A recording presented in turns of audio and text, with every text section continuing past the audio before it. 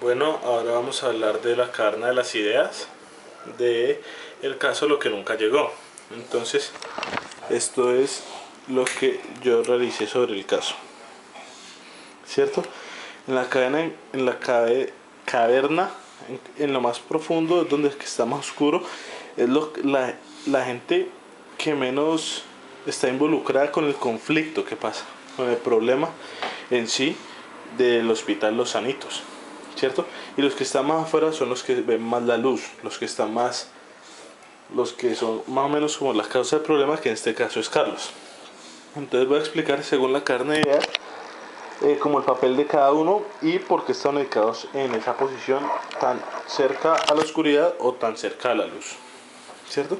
Entonces empezamos con muy allá en lo profundo está Juana, que Juana es simplemente la esposa de Carlos, es la esposa de Juan, que es la persona que decidió hacerse el trasplante de riñón para mejorar su calidad de vida, ¿cierto? Entonces Juana lo único que hizo en el caso fue confiar en el hospital Los Sanitos por su buena reputación.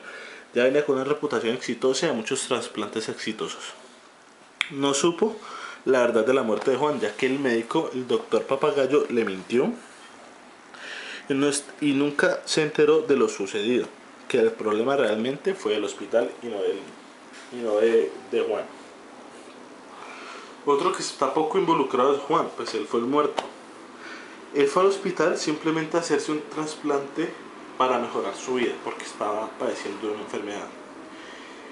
Él buscó al doctor Papagayo porque el hospital era confiable, tenía una buena reputación y el doctor también. Y él respondía por su hogar, por Juana y sus 3 hijos, económicamente. Por eso la ausencia de Juan causa un gran efecto en la familia, ¿cierto? Acá podemos ver a Rosa. Rosa es la enfermera que ayudó al doctor Papagayo en la cirugía y la encargada del posoperatorio. Fue la primera que se dio cuenta que Simultec no estaba en la bodega cuando lo necesitaban. Cuando el doctor le dijo, después de una hora tienen que aplicarle Simulec, ella fue la que lo fue a pedir a la bodega y no estaba. Por eso ella tiene poca responsabilidad en el problema de la ausencia del medicamento. Por eso está ubicada tirando hacia el fondo, hacia la oscuridad. El doctor Papagayo. El doctor Papagayo fue el médico tratante de Juan, el que le realizó el trasplante, el que le consiguió el riñón. Él también desconocía la escasez del medicamento. Por eso programaron la cirugía, me imagino yo. Porque él no sabía que el medicamento no estaba en bodega en este momento. Por eso le atribuyó poca culpa en el inconveniente del hospital. Sin embargo, él tuvo un gran problema, que fue mentirle a Juan, a la esposa de Juan, diciéndole que Juan no había resistido la cirugía, ¿cierto? Eso es pues un error grave como médico, falta de la ética médica, pero no influye con el problema de fondo, que es la falta del medicamento del hospital. Rebeca, vamos a hablar de Rebeca. Rebeca, pues la verdad, la jefa de recursos humanos, fue la persona que contrató a Carlos por el afán de necesitar una persona para que ocupara su cargo. Hicieron un proceso de selección rápido, se fijaron solo en los títulos y no en la experiencia. No le hicieron una inducción ni una entrevista de trabajo, cosa que afectó mucho el desempeño de Carlos en el hospital. Por eso está como en la mitad, porque tiene un poco de culpa, ya que el proceso de selección debió ser un poco más riguroso.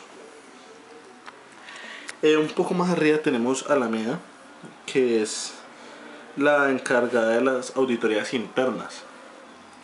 Ella tiene un poco más de culpa, ya que ella sí debió haber sospechado que tenía algo raro, ya que había una normalidad en el acta porque faltaba la firma de Pepito.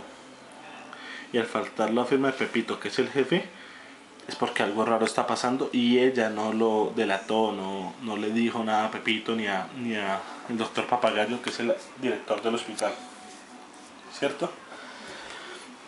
De aquí en la mitad, un poco tirando hacia la luz, tenemos a Pepito Pérez, que es el jefe de Carlos e Inés y Pablo. Pepito, a ver, él era muy amigo de Carlos antes, por eso lo defendía mucho y le echó la culpa en principio a Inés y Pablo. Pero Inés y Pablo estaban desempeñando bien su trabajo y le fueron a mostrar al doctor Papagayo todas las pruebas necesarias para mostrarle a Pepito y al doctor que Carlos era el culpable, ¿cierto? Pepito quedó como un zapato porque al defender a Carlos, porque eran viejos amigos y porque era muy estudiado, quedó mal al saber que Carlos era una persona deshonesta y que no estaba realizando bien su trabajo. Este fue el inconveniente de Pepito en este momento, y al confiar tanto en Carlos y echar la culpa a Pablo y a Inés, lo pongo tirando hacia la luz. Pablo e Inés los pongo muy cerca a la luz porque ellos no tienen la culpa, pero están muy involucrados con el problema.